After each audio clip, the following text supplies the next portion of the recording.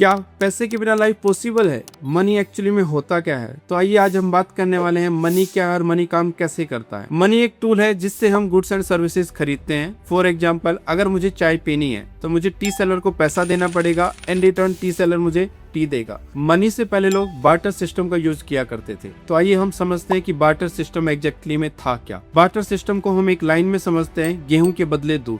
For example, अगर मेरे पास गेहूं है और सामने वाले के पास दूध है, सामने वाले को गेहूं चाहिए और मुझे दूध चाहिए, तो हम गेहूं के बदले उससे दूध ले लेते थे और वो दूध के बदले हमसे गेहूं ले लेता था। इसको हम बार्टर सिस्टम बोलते थे। लेकिन बार्टर सिस्टम की दो मेन प्रॉब्लम थी। नंबर 1 इज हमें ये नहीं पता होता था कि हमें कितना गेहूं देना है और कितना दूध मिलेगा। मीन्स कितने दूध के बदले कितना गेहूं मिलेगा, ये हमें नहीं पता होता था।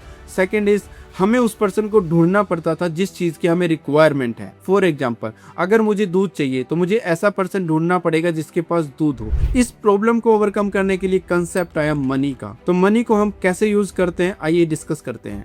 मनी 3 तरीके से काम करता है। Number 1 is medium of exchange. इसको हम एक एग्जांपल से समझने की कोशिश करते हैं। फॉर एग्जांपल, अगर मुझे आईफोन खरीदना है, मैंने अमेजोन से ऑर्डर किया, सेलर ने मुझे आईफोन दिया, मैंने सेलर को पैसा दिया। मीन्स सेलर को मिला पैसा, मुझे मिला आईफोन। तो ये हुआ एक medium of exchange. Second one is store of value. इसको हम एक लाइन में समझने की कोशिश करते हैं, आज कमाओ कल यूज करो। फॉर एग्जाम्पल, अगर मैंने 5000 रुपीज अपने बैंक अकाउंट में सेव किया और आफ्टर 2 मंथ्स मुझे अगर शूज परचेज करना है तो मैं उस वैल्यू से, उस अमाउंट से, उस पैसे से मैं अपना शूज परचेज कर सकता हूँ। Third one is unit of account.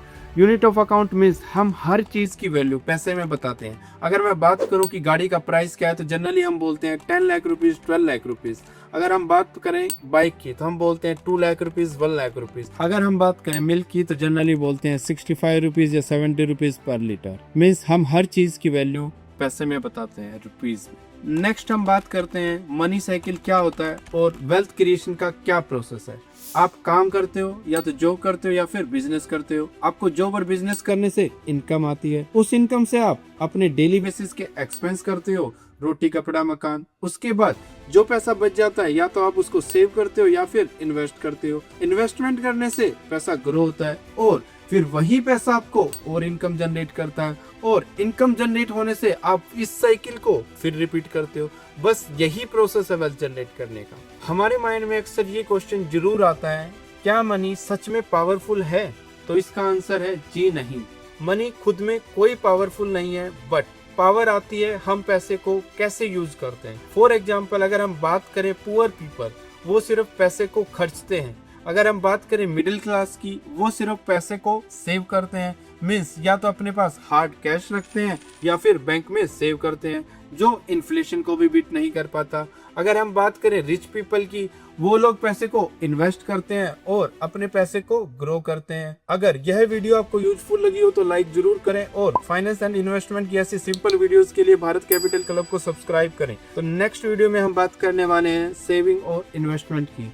Thanks for watching.